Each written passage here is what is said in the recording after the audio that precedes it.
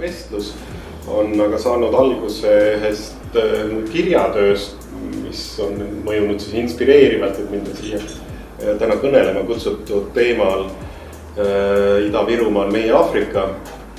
See on üks mõttekäik, millega ma jõudsin mõned aastad tagasi tegelikult juba ühe poliitiku sõnavõtu peale, kui tuli jutuks, et tuuleparkide rajamine Saaremaale.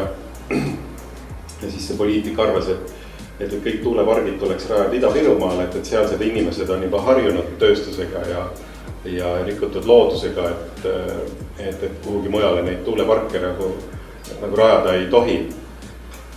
Ja see mõte siis käivitas mind selliselt, et kuidas me siis, kas me kõik või kuidas väga paljud inimesed või mitmed juhtivad poliitikud või kuidas nad suhtuvad erinevatesse Eesti piirkondadesse, et kui me vaatame sellist demograafilist kõverat, demograafilisi protsesse Eestis, siis järgmistel Riigikogu valimistel peaaegu 50 mandaati jaotatakse Tallinnasse ja Harjumaale, ehk et riigi üha suurem ja suurem tähelepanu koondub küllalt väikesele osale Eestimaast ja kõik, mis jääb siis Harjumaast või siis Tallinna lähivaldadest kaugemale, see justkui muutub selliseks perifeerseks ja vähetähtsaks. Ja see teema, millest ma täna tahaksin teiega ka arutada, on Lääne-Virumaa jaoks muutumas samavõrd oluliseks, et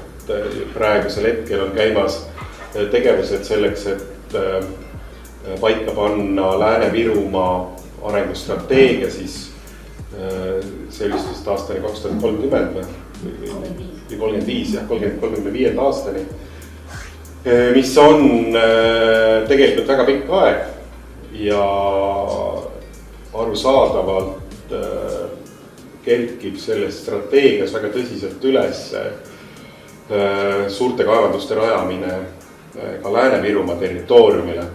Ehk et kas see, mis on toimumas Ida-Virumaal, on kuidagi õppetunniks, hoiatuseks, ettevaatuseks, mingisuguseks lähtekohaks ka sellele, mis hakkab toimuma Lääne-Virumaal. Et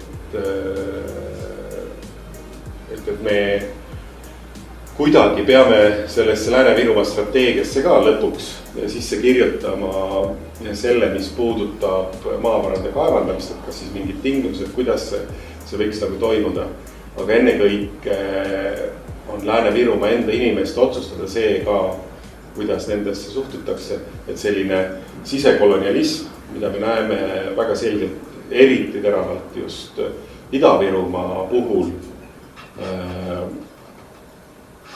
ei kanduks üle siis kuhugi kaugemale ja vastupidi, et me leiaksime läbi arutelude ka siis lahendused sellele, et nende regioonide inimesed, kuhu siis on sattunud meil olulisi loodusressursse, et neid inimesi ei koheldaks kuidagi ebaõiglaselt selle olukorra tõttu. Et miks ma väidan, et Ida-Virumaa sarnaneb meile nagu Aafrika, ma juba kasutasin seda sõna kolonialism, et Euroopa kui laiemalt tervikuna mõttes ajaloo üheks osaks on kolooniate rajamine teistele mandritele, ka sealhulgas ka siis Aafrikasse, ja Aafrikat kasutatakse väga pikka aega juba erinevate loodusressursside hankimiseks.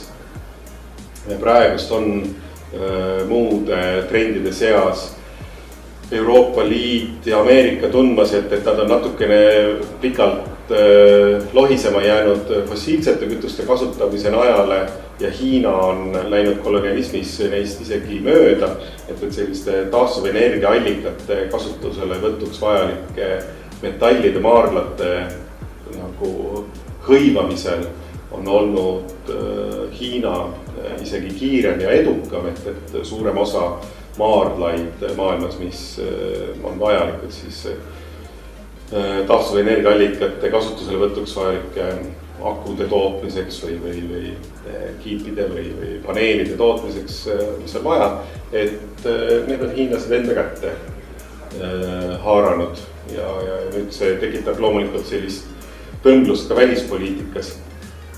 Ehk et sellised arenevaid riike oleme väga pikka aega enda loodusressursside hankimiseks kasutanud ja see on põhinenud ka väga sageli sellisel kohalike elanike teisejärguliseks pidamisel.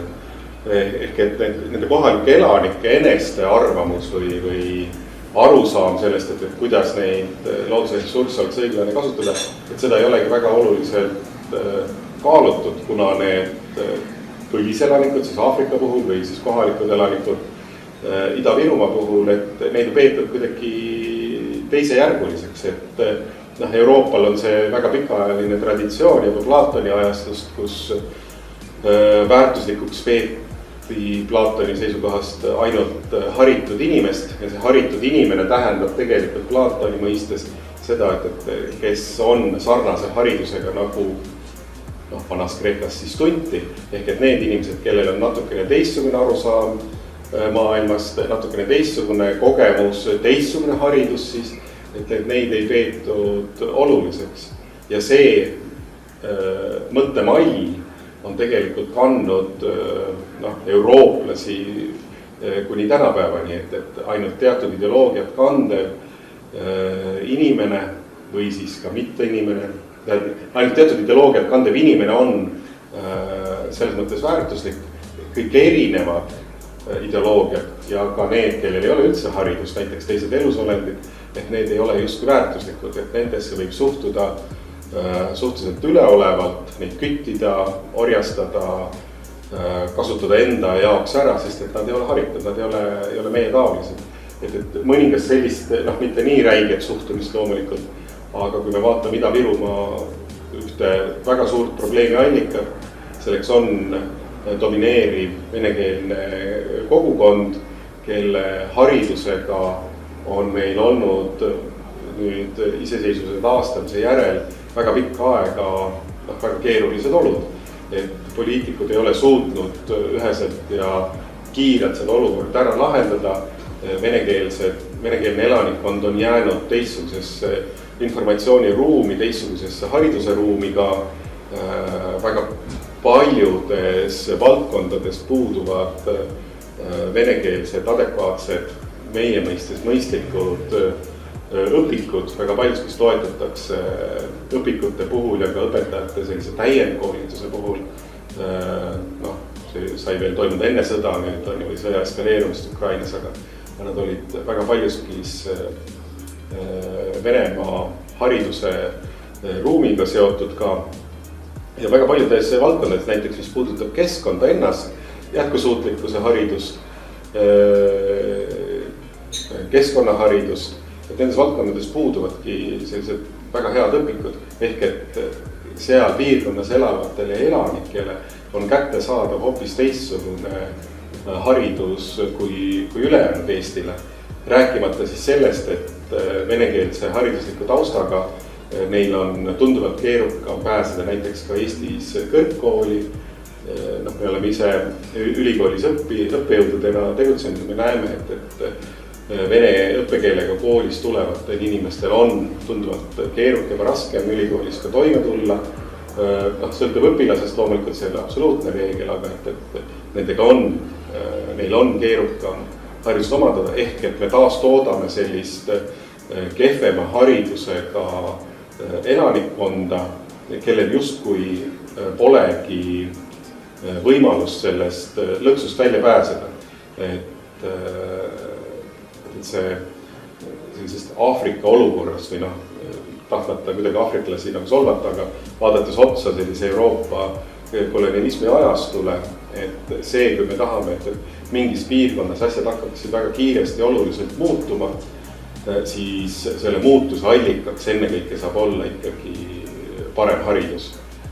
Kvaliteetsem haridus, eriti naistele kättesaadavaks tehtav haridus mis aitaks alla tuua sünnitusnumbreid, rahva juurdekasvu numbreid, et see tulevikku paremini üles ehitada. Et see, miks Ida-Virumaal endiselt põlevkivi ka veel kaevandatakse, miks seal see tööstus on niivõrd oluliselt põlevkiviga ennekõike seotud, on traditsioonilised tegevused, kuna see tööstus on seal lihtsalt olemas ja valikus midagi väga palju muud ei ole, siis on ka need kohalikud elanikud oma kehvema haridusega sattumas sellesse samasse lõksu, et neil jääb üle kas siis seal püüda teha seda tööd, mis olemas on, ehk et hankida loodusressursse kellegile, kes tuleb kusagilt väljaspool ja kelle kasuks ta läheb kuhugi väljapoole või siis lahkuda sellest piirkonnast ja seda me näeme ka praegusel hetkel Aafrikas johtuvalt, et keskkonna tingimuste väga kiire halvenemise tagajärjel on nad sunnitud ka Aafrikast liikuma siis Euroopa poole ja see ei ole kindlasti mitte kellelegi väga meeldiv situatsioon. Vaevalt keegi tahab tegelikult enda tegutsemispiirkonnast või enda kodus siis kuhugi välja poole liikuda. Aga see kehvema hariduse pinnalt meil see olukord Ida-Virumaal nagu toimumas praegust on. Nüüd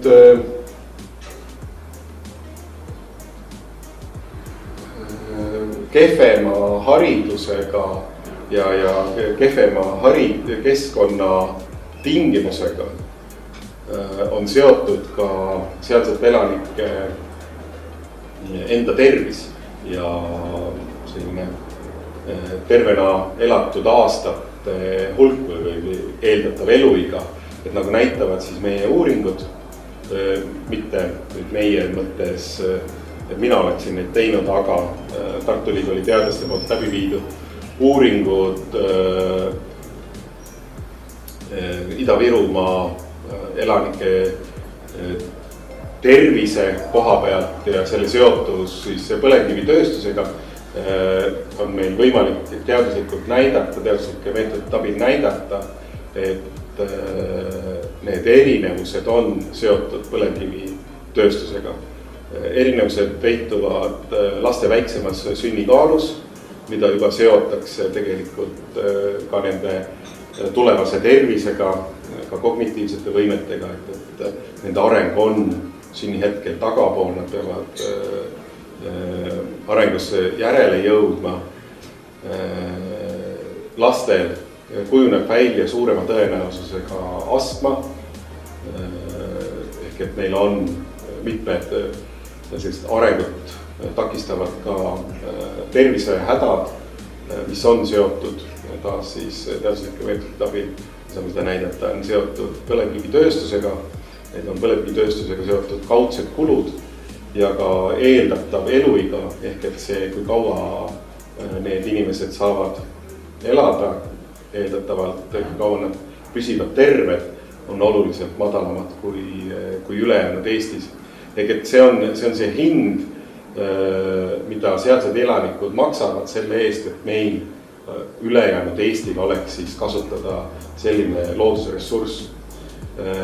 Selle loodusressursi kasutamisest tekib kohalikele valdadele, omavalitsustele küll täiendav tulubaas. Nad saavad mingil määral sellest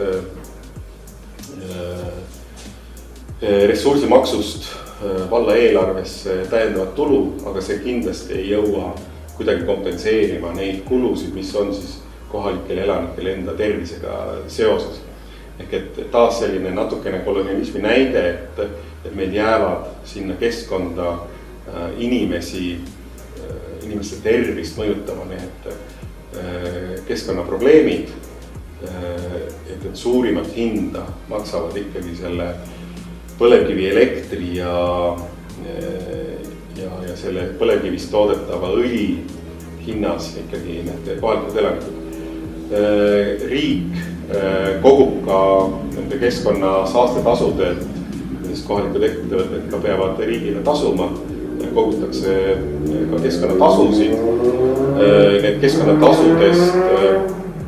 Neist keskkonnatasudest kujuneb Keskkonnainvesteeringute Keskuse eelarvega, kuid sellest Keskkonnainvesteeringute Keskuse kaudu jõuab suhteliselt väike osa raha tegelikult ikkagi tagasi ka Ida-Virumaale nüüd sealse keskkonna siis parendamiseks, uuendamiseks, et see raha jaguneb ikkagi ühtlasemalt kogu Eesti peale laiali, et me võtame sealt ressursi ja ka nendest vahenditest, mis peaks minema siis tagasi sealsete piirkondade nagu keskkonna taastamisele või keskkonna parendamisele, sealsete tegevuste nagu toetamisele, et see on suhteliselt väike võrreldes selle kahjuga, mis sinna piirkonda maha jääb.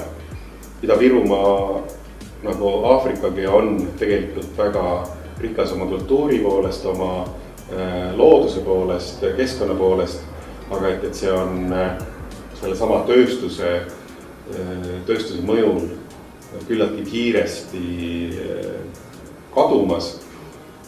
Nüüd me saame siin natukene kasutada meie vormi, et Liisa Puusepa siis eelmine töökoht on olnud Ökoloogia Instituudis, Ökoloogia Keskuses praeguse nimega, millel on olnud pikaajalised traditsioonid just Ida-Virumaa keskkonnaprobleemide tuvastamisel, uurimisel, neile lahenduste otsimisel. Meie oleme konkreetselt tegelenud ka siis järvede töörühmas, mis on põhjalikult uurinud Ida-Virumaal asuva Kurtla järvistu, siis järvi, nende saatust juba. Need uuringud on alanud palju varem, kui meie ülikooliga liitusime ja kui me käisime veel põhikoolis, et toona on alustatud nende uuringutega ja me näeme, kuidas vaatamata teadlaste hoiatustele, vaatamata väga pikaaegsetele andmeridadele, millega me saame näidata, kuidas see on unikaalne loodus, kus siis väga väikesel territooriumil on koos 40 unikaalset järve, millest nüüd praeguseks osad ongi juba kadunud ka ja teiste keskkonnaseisund on ka halvenemas selle tõttu, et sealt pumbatakse välja siis Jõhvi ja Kohtla-Järve elanikele joogivett. Selle joogivee haarde rajamisel ei ole järgitud tegelikult häid nõuandeid, mis on teadlaste poolt tulnud. Seda joogivett ei saa hankida laiemalt territooriumilt, kuna see on mõjutatud põlevkivi poolt, et sellist puhast joogivett saabki väga väikeselt territooriumilt, sellest samast Kurtla mõhnastikust hankida. Ja see pikaajalist juba tegelikult 70-ndatel ja isegi varasemalt teadaolevate uuringute põhjal me näeme järjest, kuidas aeglaselt nende järvede keskkonnaseisund halvenemas on. Täpselt samamoodi nagu me näeme ka Aafrikas, siis kuidas seal võib olla küll tohutult ilus loodus, aga mõnekümne viimase aasta jooksul see loodus tasakesi lihtsalt kaob sellise kolonialistliku suhtumise poolest, kus loodusressursse lihtsalt viiakse välja ja maha jääva keskkonna saastatuse ja ressursside üle tarbimise tõttu see kaunis loodus sealt kadumas on. Et see on nagu selline põhjendus, miks me arvame, et see, miks võime me pidada Ida-Virumaad siis selliseks Eesti koloniaalpiirkonnaks, et me haarame sealt loodusressursse, sinna on jäänud teistsuguse kultuurilise taustaga elanikkond, kes on jäetud kehvema haridusega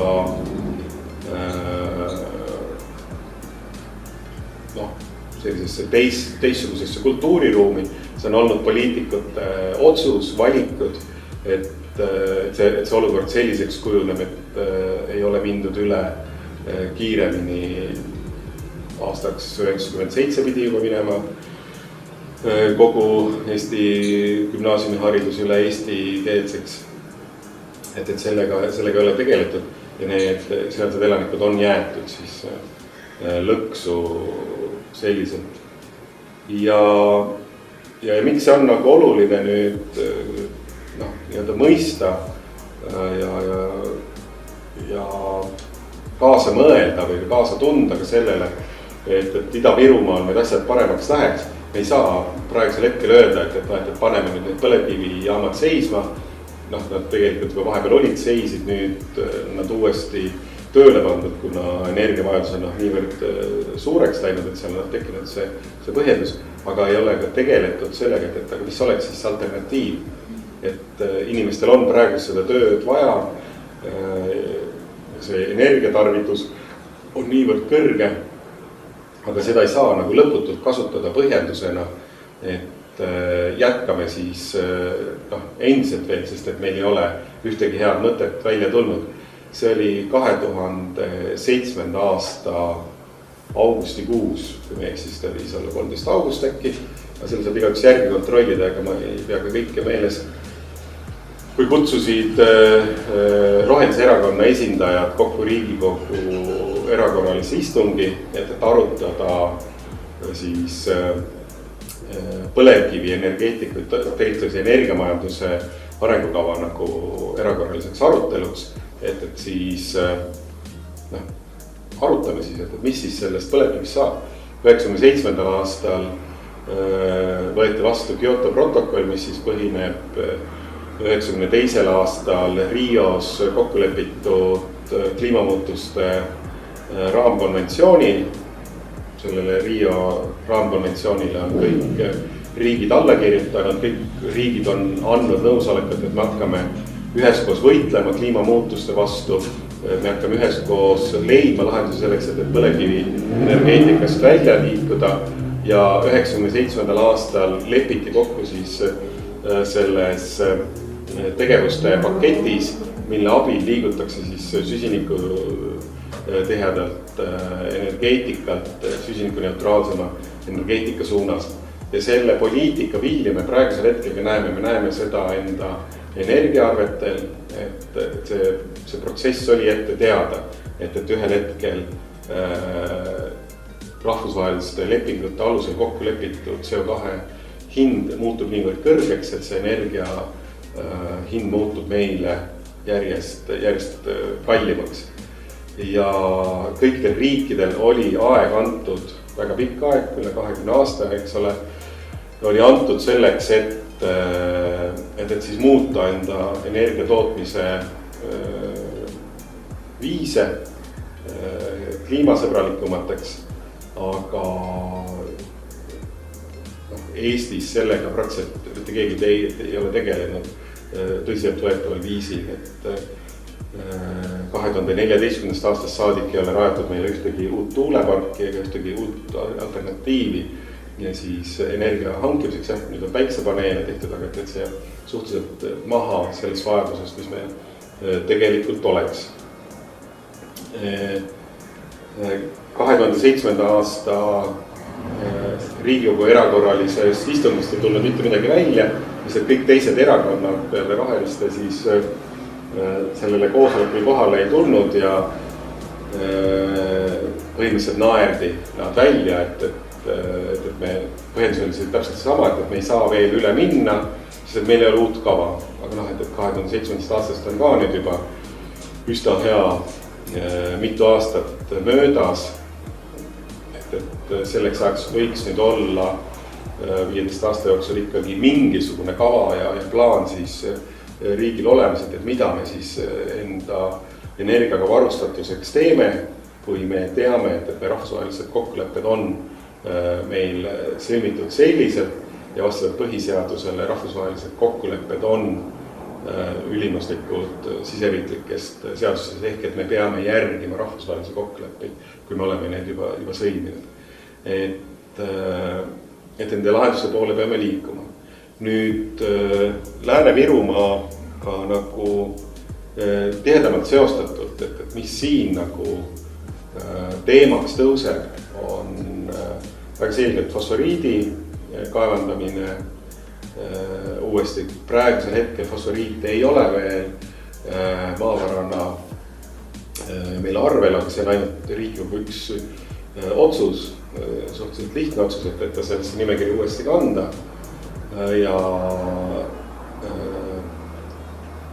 maailma toiduturul toimuvast tekkiv surve fosforväetiste vajaduse järele, see on ainult kasvav ja me näeme praegusel hetkel Ukraina sõja taustal, et nende väetiste järele see vajadus veel kasvab, sest et Venemaalt ja Valgevenest nende sissevedu on piiratud, mis tähendab, et ühel hetkel tekib kindlasti väga suur majanduslik surve Lääne-Virumaal kaevanduste avamiseks.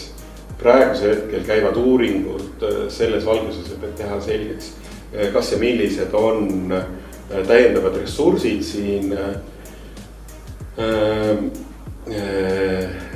Pitoneema-kildaga seotud, et kui juba kaevandama hakata, et millised on need erinevad loodusressursid, mida siit ammutada saaks. Et surved tulevad ka väljaspoolt, kuna turuvajadus on nagu äärmiselt suur ja nüüd on Lääne-Virumaa elanikku otsustada ka see küsimus, et kuidas sõnastada, millistel tingimustel on võimalik neid loodusressursse siis kaevandama hakata, et mis on need tingimused, et Lääne-Virumaa ise ei satuks siis sellise surve alla neid olla siis koloniseeritud, kas siis sisekolonisatsiooni mõjul või ka siis, mis võib väga kergesti juhtuda, mida me näeme toimumas energeetikasektoris ka tuumajaama rajamisega, et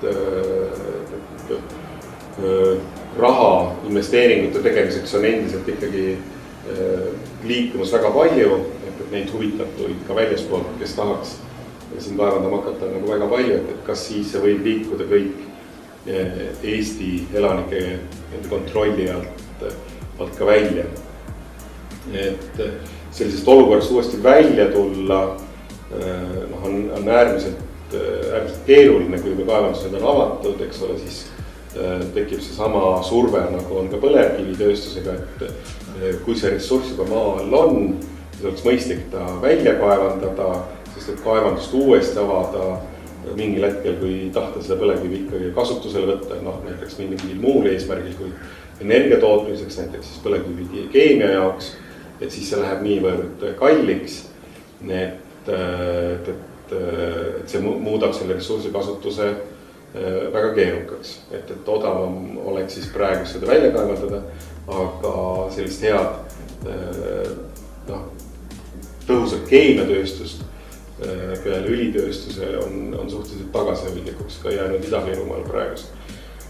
Keemiatööstus ise võiks olla tunduvalt tulusam, sealt toodetavad tooted võiksid omada tunduvalt kõrgemat väärtust, ehk et see väärindamine võiks tuua rohkem kasu, aga see küsimus on, et kas see kasu liigub siis ka Ida-Virumaale tagasi või selle kasumi saavad ettevõtjad ennekõike, kes elavad kas siis Viimsis või Viinis või kusagil mujal veel,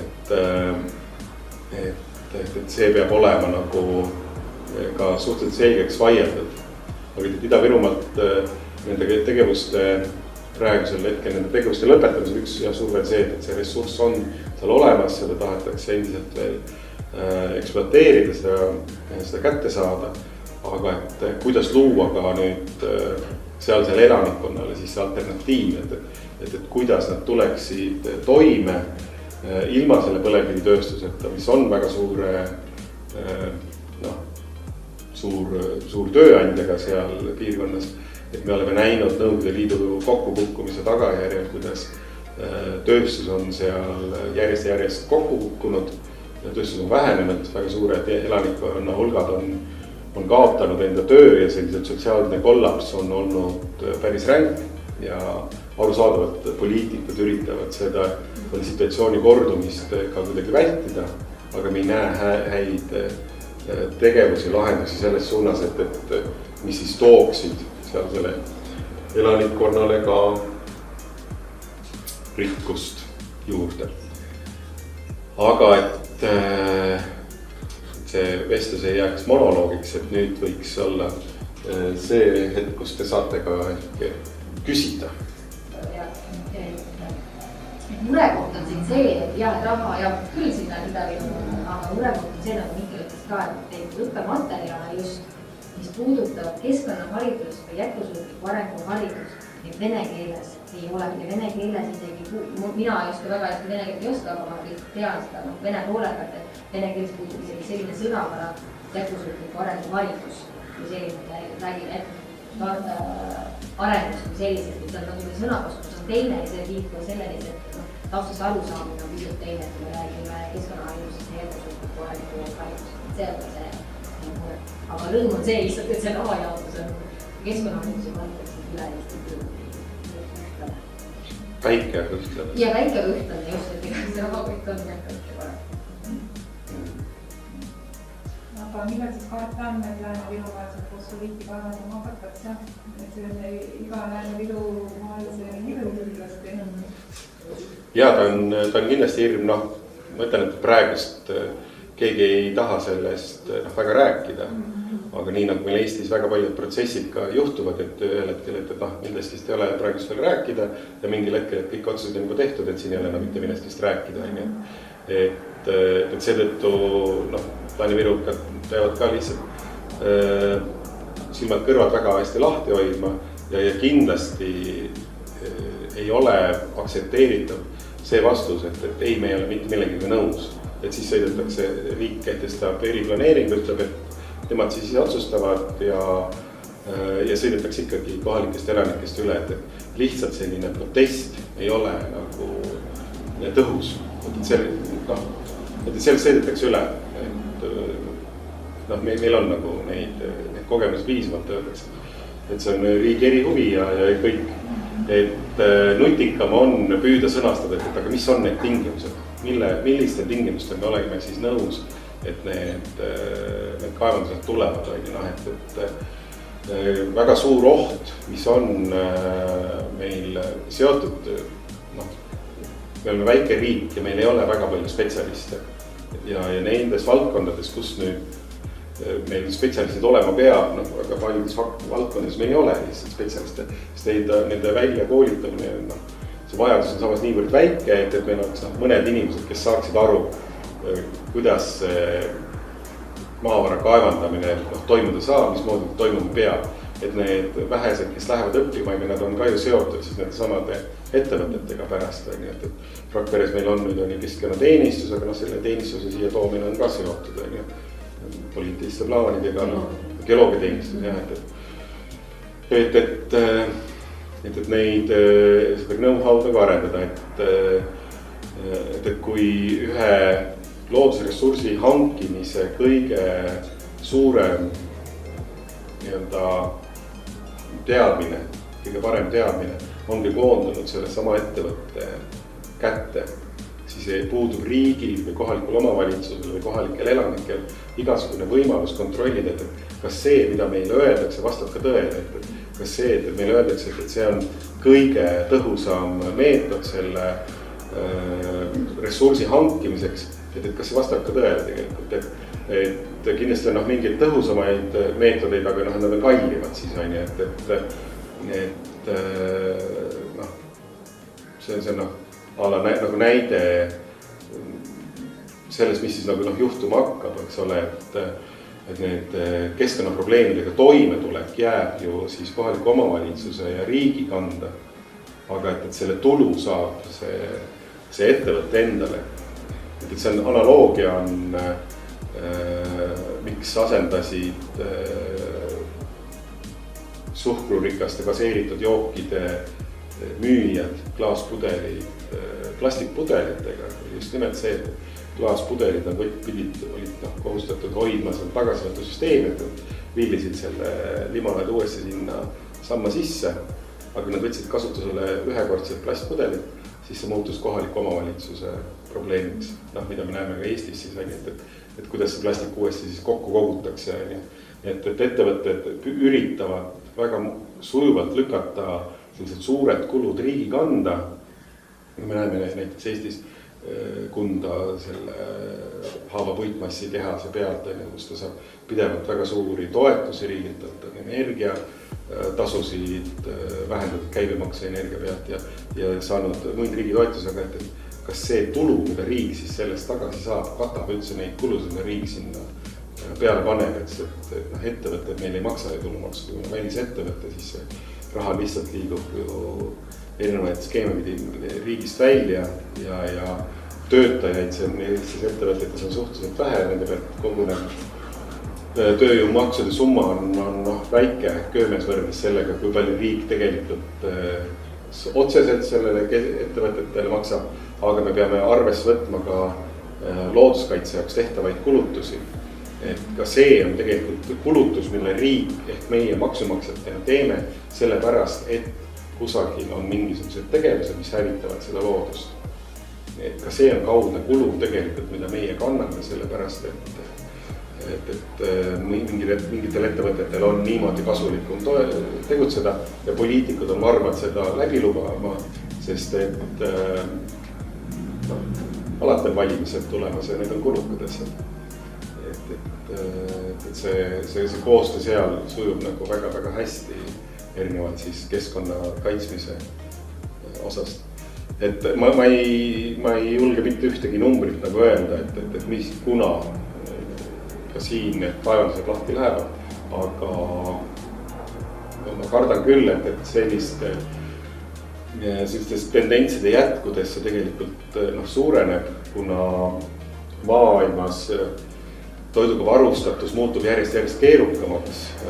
Meil on umbes 6 suurt sellist piirkonda, kus tuleb enamus teraviljast või sellisest toidust. Ukraina ja Venemaa on ühed neist 6, eks ole, kus praegust käib sõda, kus need on väljas. India, väga suur teraviljatootja, vaevleb praegust juba sellel aastal suurte kuumalainete käes, ehk et sealsed põuad võtavad oma Põhja-Ameerika või siis Ameerika Ühendriigid, kus sellel kevadel on toimunud väga kummalised ilmastiku nähtused, kus sisuliselt talv läks ühe päevaga üle suveks, et seal on idarannikul praegust juba kuumalained, et ka seal kardetakse, et võib tulla põuane aasta. Lisaks need intensiivselt majandatud muldadel põllumajandusmaad on degradeerunud muldadega, ehk et nende muldade viljakus on kadunud umbes pooltel põldudel. Pool põllumajanduseks sobivatest maadest on praeguseks hetkeks kaotanud oma viljakuse, et seal toitu toota. Nad peavad järjest rohkem väetisi sisse sinna panema, et taimed mingisugused toitaineid kätte saaksid. See muldade viljakuse kadumine on seotud selle mulla elurikkuse kadumisega. Et see mullas olev elustik on teinud muidu taimedele selle toitained mullas ju kätte saadavaks, seened, mikroorganismid, lagundajad. Aga nemad on saanud need toitained sellest, kui nad on saanud mingit orgaanilist ainet lagundada. Kui sinna viiakse mineraalväetisi sisse, siis nende selle mulla elustikul ei ole tegelikult mitte midagi süüa. Nende jaoks on need väetised happelise reaktsiooniga, lisaks ka veel mürkide kasutamine otseselt, mis neid hävitab. Et see mulla elustik järjest kaob ja taimede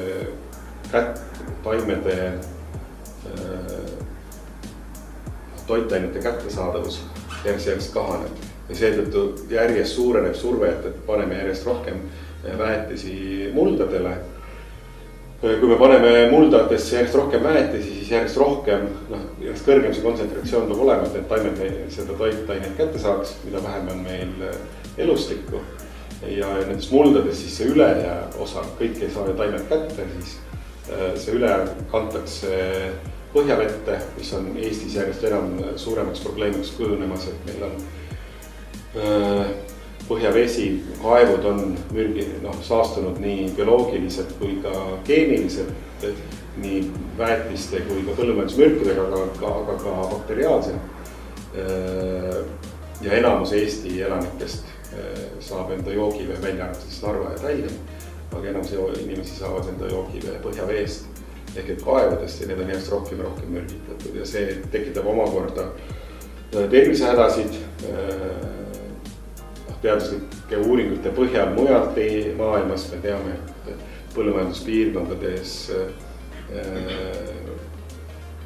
mürkide ja väetistega kokku puutuvate inimestel kujuneb välja tõenäoliselt neurodegeneratiivsed haigused nagu Parkinsoni tõvises ja lastel on madalamad kognitiivsed võimed. Et need on otseselt seostatud siis intensiivpõllumajanduspiirkondadega, et see puudutab ka ju meid siia.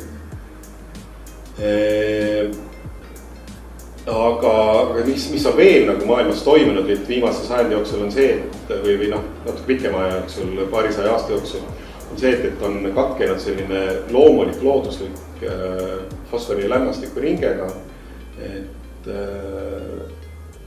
vaaladel on olnud selles fosforiringes, see on üks näide lihtsalt, et mida inimene on ka maailmas laiemalt teinud, eli kolonialismi näide, et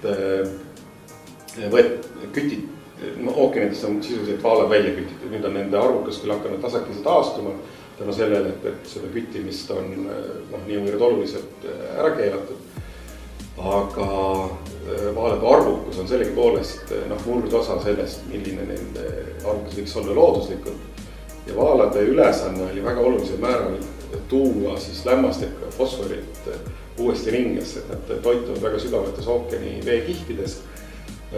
Toituvad seal ja peale toitumist on teada, mis on vaja, siis ülejäägid on ju välja lasta ja selle nad lasevad välja siis uuesti kõrgemates veekihtides ja nende vaala sõnniku peal siis elavad mikroorganismid, vetikad saavad sealt enda toitained ja sealt hakkab pihtas uuesti toiduahel, mille üheks osaks on ka siis linnud, kes siis lendavad maismaale, toovad selle fosfori uuesti ka maismaale ehk et tuua fosforit uuesti sügavamatest ookeani kihtidest maismaale.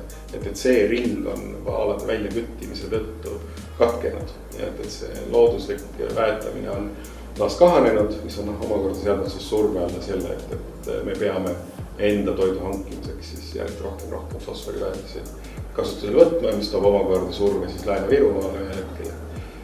Et toitu on niivõrd hirmsasti vaja ja öeldakse, et näete, me toome teile miljardi ja näete tohutult suur summa, aga et kuhu see hajub, kas see kuidagi kompenseerib siis siinsete elanike, nii inimeste kui ka mitte inimeste elukvaliteedi olulise halvenemise, et see on see küsimus, millele me peame nagu üheskoos lõpuks selle vastuse nagu andma, sest et eist sõidetakse väga otsustavalt üle, et see ei ole aktsepteeritud.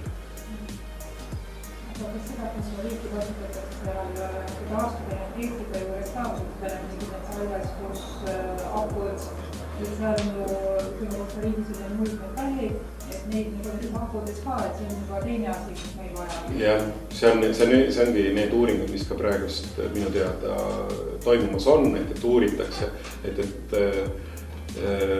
kui juba kaevandada, et siis sellest kaevandusest välja tuua võimalikult suur hulk väärtuslikku materjali, et seda lihtsalt ära ei visataks kuskil Aheraine mägedesse. Euroopas on üldse tendents praegu see, et minnakse avama vanu prügimägesid. Ka Eestis on neid uuringuid tehtud, katsetatud, õli tehtud prügimägedest, et seal vanades prügimägedes, sellise teise maailmasõja järel, kui neid ohtremalt rajama hakati ka ja et seal on tegelikult peidus päris palju ka väärtuslikku materjali ja et kui igatult mõeldes otsa on saanud, hakatakse oma väljaheidetes uuesti sonkima, aga et see on väga õige, et need uuringud praegusel hetkelist toimuvadki. Ja nüüd on ka see küsimus, et geoloogiateenistuse rajamine ja selle tõhus toimimine on nagu selles suhtes riigi poolt väga õige samm ja et riigil endal tekiks ka see andmestik ja arusaam selle kohta, missugused need ressursid seal maa all on, et me ei satuks mõne globaalse konglomeraadi ohvriks, kes ütleb, et ta võtab siit ainult niimoodi, et teeb jube puhtalt ja maailma kõige parema tehnoloogia toob ja et me tegelikult ei suuda seda siis ju kontrollida, mida nad üldse kaevandavad, mis asja nad maa seest välja toovad ja mis selle tegelik väärtus on ju. Ja et kas see 5 meetod, kuidas nad kaevandavad, on üldsegi see kõik see parem ja keskkonnahoid on või mingeid muid alternatiive, mis oleksid kasulikumad on ju, et sellele peavad saama kohalikud elanikud ka ausa ja läbipaistva õige vastuse, mis tegelikult siinsete maadega toimub. Et Lääne-Virumaa on väga väärtuslik elupiirkond, siin on kõige viljakamad mullad, põllumajanduseks väga sobib kant, looduslikult väga ilus kant, aga et meil võib olla ohuks sama, mis Ida-Virumaal. Ma olen seda fosforiidi kaarti näinud, millega Tartu Ülikooli uuringuid ja põhimõtteliselt terve Lääne-Virumaa ongi ühe fosforiidi peal siin, et ükskõik mis kupa paned, kui fosforiidselt maksta tuleb lõpuks, et murelikuks ei ole, et see on juba, et me oleme siin pandile kõrgustikul kus kõik need joogiveid alguses saavad, et mis see lõpuks siis mõjutab, meie joogiveid, kui ülejäänud Eesti joogiveid, jah, et selle tõttu ta peab olema ka kogu Eesti jaoks väga, väga suur mure või selline tõsine arutelu koht, et just nimelt see põhjavee saastatuse küsimus, et kui minnakse selle põhjavee kihtide alla, siis tähendab seda, et see mõjutab tunduvalt suuremat ala kui ainult Lääne-Virumaa ja see on seotud väga paljude inimeste joogiveega. Et põlevkivi, mis on jäänud meil sellisesse natukene nagu nuka taha, et seal kusagil midagi toimub ja see õhusaaste ka enamasti läheb Venemaa poole ära ja pole meie probleem, aga kohalikud elanikud on nastmas, aga mis seal ikka. Et siin see mõju tuleb ju tunduvalt laiem, aga jällegi, et kui keegi väidab siis, et tal on toodud hea tehnoloogia, mis ei rikku midagi, et kuidas me saame seda siis kontrollida. Sellel hetkel, kui kaevandus juba rajatud on, siis on väga-väga hilja hakata rääkima midagi, et siis need surved tekivad nii tootult suured.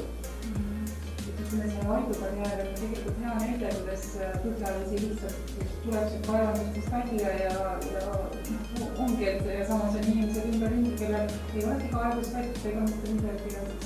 Veetaksid siis terminid. Jah, täpselt, et kas meie tulevikus kes lõpuks, et Eestis polegi joogivett ja siis peame impordima sisse tema, et ma näiteks tean ka, et Eesti Energial on tegelikult niisugune 5 aastate plaan ikka neid tuulikuid rajada 4 korda rohkem, mis tähendab seda, et seda kogu akude süsteemi on juba täpselt samamoodi vaja arendada ja kus meil akud elemendid ikka tulevad fosforiidist, nii et juba see riiklik surve on nii tugev selle fosforiidi kaevandamisele ja järgmine aasta minu meelest Eesti riik hakkabki seda maavarade kaardistamist seda eriprojekti tegema. Suundi tõesti, kus kohalik omavalitsus juba ei tohiks vastu olla või tõesti pigem koostööd teha endale parimat kaartid kätte mängida. Tingimused paika seada, kus me räägime maakaevandusest või me räägime karjääridest, kõik need süsteemid, seal on need argumendid ka, mis on välja toodud. Meil on juba siin karjäärid punga tagaaegse olemas, kasutame neid, eks ju, võimalust on õige, kui on, et minnagi selle peale, et kasutada seda põlemise väga lähtekohti ise tingimused. Nii ta on jah. Ja ka praegust Ida-Virumaa kontekstist rääkides, et tegelikult oleks aus ja õiglane, kui seal leida lahendus ka siis sellele, et nad saaksid väljuda siis sellest põlevkivitööstuse teatud sellisest lõksust või et neil tekiksid ka teistsugused tööstusettevõtted, teistsugused töövõimalused. Et see, miks ma selle artikliga kirjutasin, käivitasin lihtsalt sellest, et vaat, et nüüd maailmaturul nad on leidnud kanali, kuhu seda põlevkiviõli ka ikkagi uuesti müüa ja nüüd tasub jälle uuesti seda põlevkivi kaevandama hakata, on ju, aga et kõige sellega, kõik see tuleb ju tegelikult mingisugusel kujul sealse elanike arvelt, et kui neil sealsetel elanikel ei ole ka alternatiivset tööd, see on väga keeruline öelda, et kuulge lõpetage see põlevkivi põletamine, kaevandamine nüüd ära, et see peaks olema nagu mingisugune muu lahendus ja see peaks olema nagu poliitikute ülesanne siis seda, aidata seda muud lahendust leida neid investeeringuid, aidata seal, et see tegevus sinna tuleks. Möödunud suvel ma käisin perega reisimas Ida-Virumaal tutvumas lastele näidata, et kui ilus kant see tegelikult ka on ja siis vaatasin neid Kreenholmi manufaktuuri tehase hooneid, mis on nagu meeletult suured kompleksid, mis on omal ajal rajatud ju maailma üks suurimaid puuvillakanga tootjaid, et millised on olnud nagu need eestvedajad sellise tööstuse nagu arendamisel, et see kõik nagu on kuhugi nagu ära kadunud jah, et maailma turg muutub ja olukorrad muutuvad, et on ainult jäänud need alles need tehased.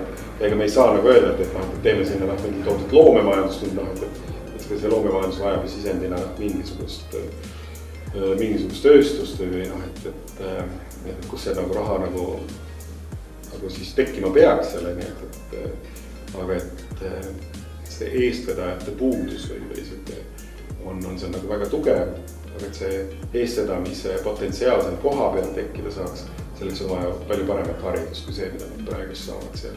Ja selle kehva hariduse nad saavad selle tõttu, et see on valdavalt jäänud venekeelseks, kus see hariduse edasiminek, hariduse areng on jäänud väga toppama, kuna ta põhineb siis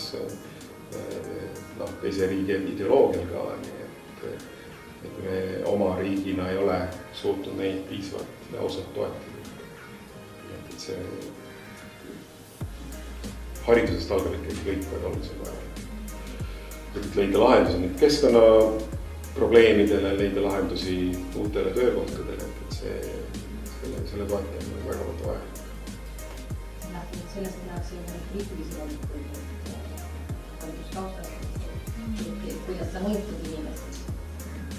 Aga haridused inimesed on hästi mõnus tihtiline. Kui see ei ole mõjunud, mõnusate võtetega ära kasutada, valima.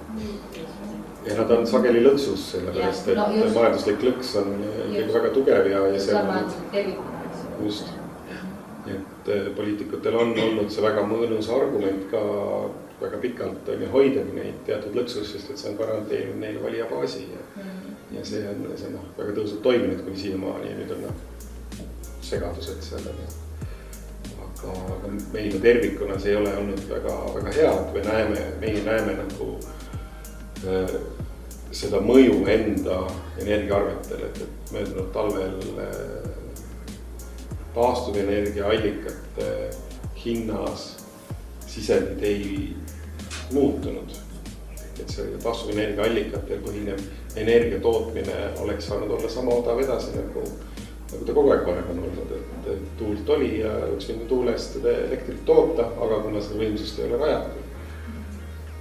Et siis me istumegi kalli energia otsas ja see jätkub, sest et rahvusvaheliselt seda survet, et nüüd hakatakse kuidagi kliimamuutuste osas tagasi minema ajas, et seda plaani kindlasti ei ole, me ei saagi minna, sest et kui me jätkame samaviisi, siis kliimamuutuste tõttu tekkivad keskkonnaprobleemid muutuvad ühiskonna jaoks veelgi kallimatuks, meie toit läheb palju kallimaks.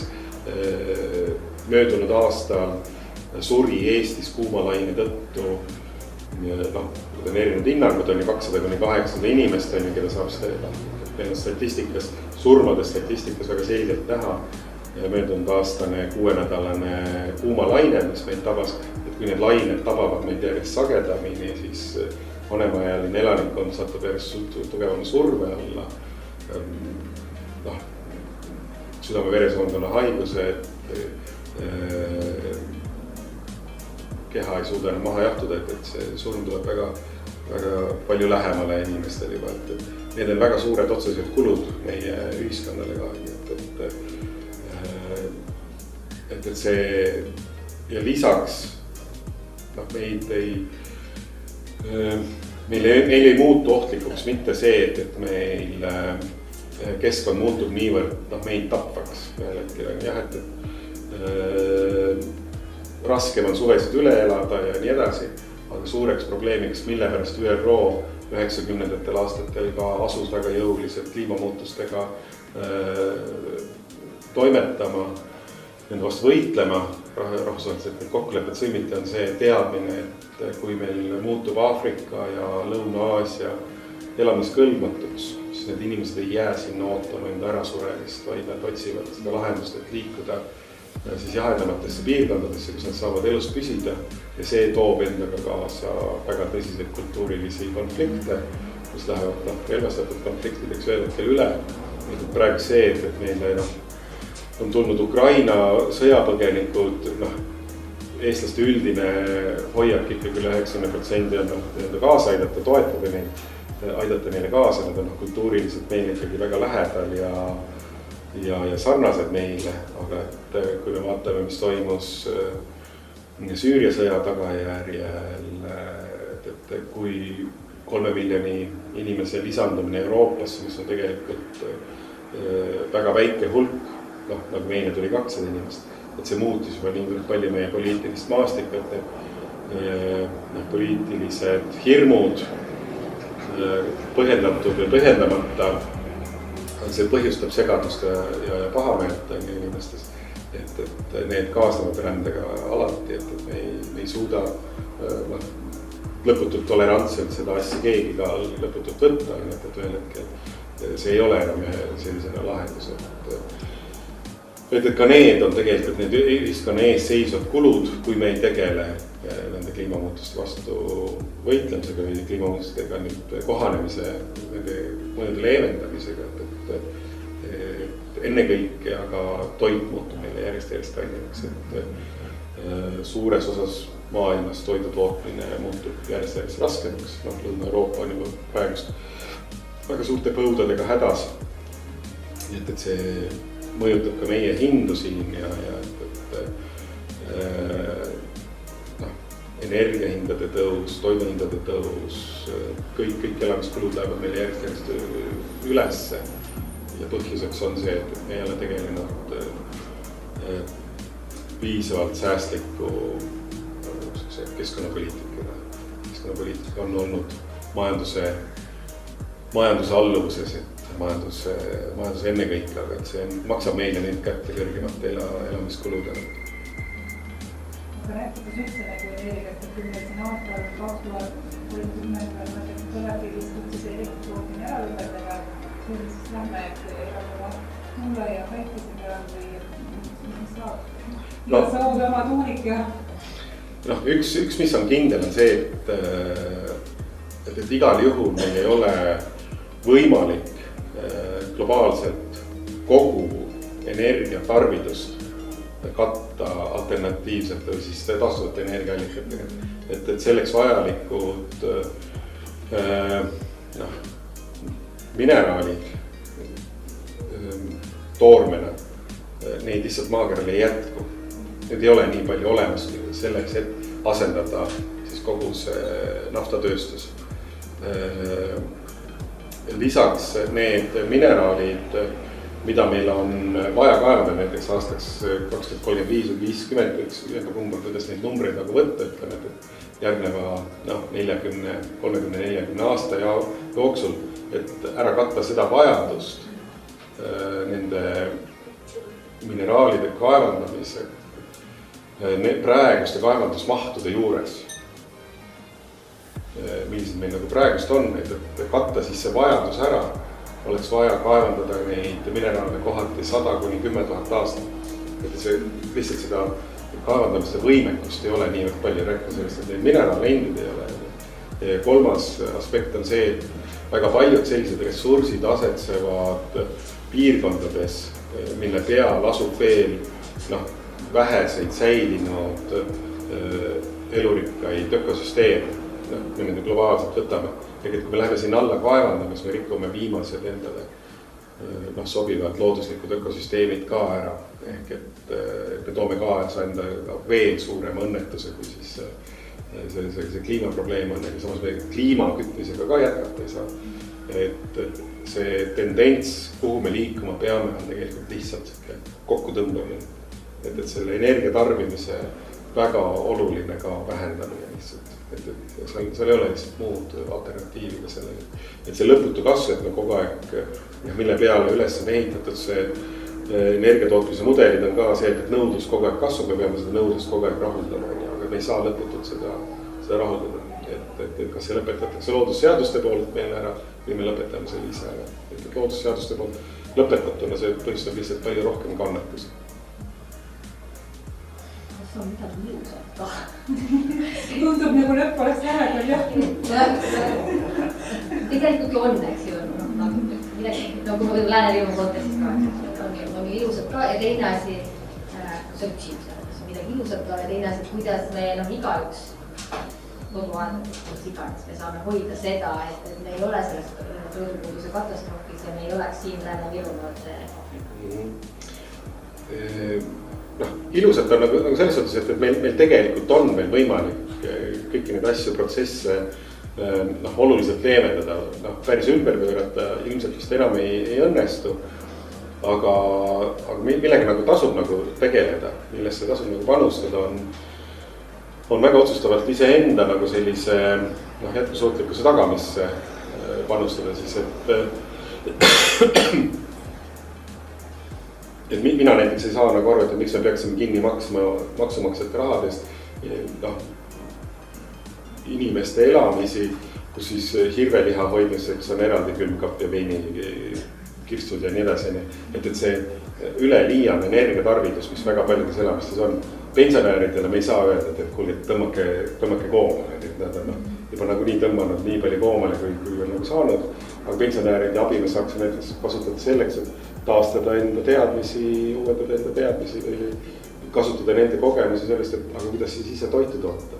Et see oma toidu tootmise, iseenda toiduga varustatuse kindlustanud tagamine oma aiaga, see on kaduv teadmine, oskus. Ja seal juures, kuidas seda teha sellisena, et me hoiame siis seda elurikkust ka selle juures, et meil on olemas tehnoloogiad metsanduses, põllumajanduses tegelikult, mis on taastav majandusmudel selleks, et me taastaksime samal ajal rahuldades enda vajadusi, mitte enda tahtmisi. Meil on ressursse piisavalt, et tagada meie vajaduste rahuldamine, aga meil on sassi läinud, mis on meie vajadusi, mis on meie tahtmine. See majandusmudel on seda tinginud, et järjest rohkem tahtmisi on muudetud meie vajadusteks. Et läbi tarbimisühiskond on ju, et kuidas selle vähesega, kuidas selle piskuga toime tulla. Ja tegelikult on jällegi teadusuuringutele tuginedes me saame öelda, et sellisest hedonistlikust eluviisist lahtiütlemine ja see moonimise ehk et sellise vähemaga toimetulemise päriselt nendele tegevustele keskendumine, mis on seotud inimese põhivajaduste, põhiväärtustega, et see teeb inimese õnnelikumaks. Et see, et meil on nagu rahale üles orienteeritud, raha kokku kahvamisele üles orienteeritud ühiskond on teinud meid ka väga palju õnnetumaks ühiskonnaks. Et see, kui me saame tugineda, põhineda enda elukorralduses sellele, et me keskendume teiste inimestega koos olemisele, iseenda sellise vaimsele arendamisele, õppimisele, loominguga tegelemisele, enda tervislikule, tervise hoidmisele, tervise säilitamisele, et me elame tervislikele eluviisidega, mis kõik on sellised, mis ei nõua tegelikult väga suuri rahasid. Nad nõuavad baasväärtuste rahuldamist, et sul on toit, peavari, riided. Peale selle kõik see lisandub, tegelikult teeb inimestele muresid juurde, teeb neid õnnetumateks. Et tehes vähem me saaksime olla õnnelikumad. Ja see tähendab, et me tarbime vähem loodusressursse, me tarbime vähem energiat. Ja selle energiavajaduse me saaksime rahuldatud kergemini ka siis sellise hajusa tootmisega.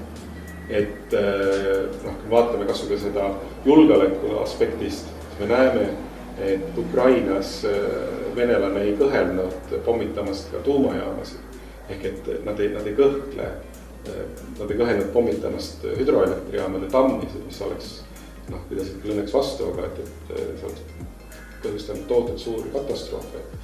Et sellise hajutatud tootmisega, hajutatud toidutootmisega me saaksime tagada iseenda julgeolekut ka palju paremini, et me saaksime olla palju rahulikumad siin, et väetiste puhul me sõltume, tuleb välja Valgevenest ja Venemaast niivõrd tohtlik palju, et kas me siis oleme toidu sõltumatud ei ole, et kui meie toidu tootmine sõltub nende väetistest, ja ometigi meil on teadusuuringud mitmed poolt maailmas, mis näitavad, et pikemas perspektiivis mahetootjad on stabiilsema sissetulekuga 40 aasta perspektiivis, nende sissetulekud on suuremad intensiivpõllumajandustootjatel ja samas on nad taganud elurikkuse säilimises enda hallatavatel põldudel.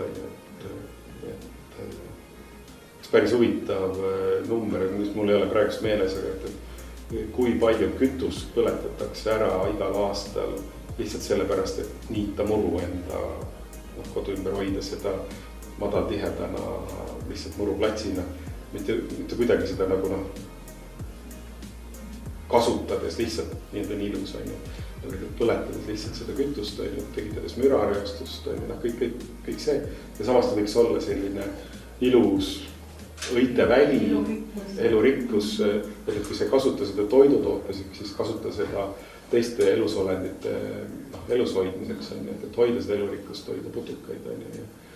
Ja aidata lämmastikku siduda mulda ja teha sellist, et need vanad mõtted on kõik vaja meelde tuletada ja kasutusele võtta, kuidas me saime olla. Murukultuur jah, et ülemöödud sajandist näitamaks, et kas nüüd tänapäeval on seda vaja, et näitamaks seda, et sa oled võimeline, mitu sajandit tagasi siis, et sa oled võimeline maksma oma teenindavale personalile, et nad teevad sulle hästi ilusa muru, et sa tänapäeval siis, et sa oled võimeline rikas, või sa oled jõukas, oma muru niiduki ja või siis tänapäevas sajandid tagasi see võib-olla nii ei olnud, aga praegu siis näitamaks seda, et sa oled usin. See on jube tubli niit. Et kui sul on niitmata muru, siis see niitab naaber vaatna, see on vask.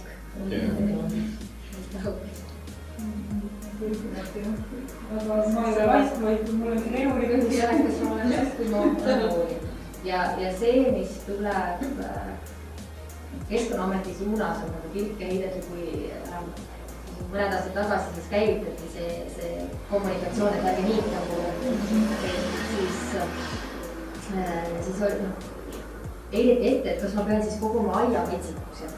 Tegelikult eesmärk ei ole mitte see, et me koguma aiametsikuks, justkui metsikuks, et ma ei niita.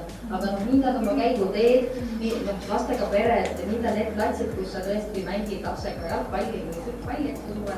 Aga seal on aia äär, seal on majataguna, kus sa käid vähem, seal on käiguteed, niidad neid kohti. Aga see süüdistati Keskkonnaametit ja Keskkonnaministeeriumit on hetkel, kus ta hästi suurelt jagama tähde nii. Nüüd ma pean näitama oma selle aia kõik niitma. Rohu ja lasteaias on ka sellised nii alad, kus ei olegi niidetud ja tegelikult need on väga toredad, nad õpetajad kasvatatud lastega koos, mis putukad seal on ja tegelikult selline keskkonnahariduslik kool hakkabki meil lasteaias. Et selliseid võib-olla vanemaealisi inimesi on nii raske muuta, aga just et lasteaia tasandil nad juba räägivad prügi sorteeritud, kus meie vesi tuleb, ära viska närtsu maha, ära toida lindudes, et tegelikult on kõik lasteaias tulevad nii targad. Keskkonnaharidusest rääkides, ega meil ongi kõige parem ongi lasteaedadega õpilasest üldse, et õpib kõige kaasaegsem viis, kus õppimine peaks olema korraldatud, see imeliselt toimub kõik lasteaias. Siis kui need kooli tulevad, siis kõik see hea kaob kuhugi ära ja siis ta järsku avastab, et inimesed ei saagi aru nendest asjadest ja ei toimigi selliselt, et see kooli tulekuga seal kaob mingisugune tarkus nagu ära, et lasteaedades toimuvad imelised asjad ja lapsed on seal tohutult avatud kõigile sellele veel ja nad väga huvitatud sellest uurimast ja nad seetõttu võtavad ka selle väga selgelt kergesti omaks, sest et see on sihuke. see põnev ja see on loogiline niimoodi käituda, et sa ei tee teisele liiga, nii et see kaob kahjuks jah kuskil ühel ära, kui siis hakatakse majandust õpetama. Et hoopis kaevaldama, mingi sellist loodusest hoiame. Jah, et see on majanduslik. Poliitika arendama, see on palju tulusam. Ja, et see on majanduslikult nii kasulik, et kus see looduskaitseks kuluv raha siis tulema peab, aga näed. Et see nagu suitsetaja hakkab siis maksma tohutud arveid selle eest, et ta kopsuvähist lahti saaks, et aga äkki väldiks neid kulusid, et need pärast nad taastada neid niikuinii ei suuda. Et tunduvalt odavam on jah ennetada, kui pärast nende tagajärgedega tegeleda. Alati nii jah. Väga põnev.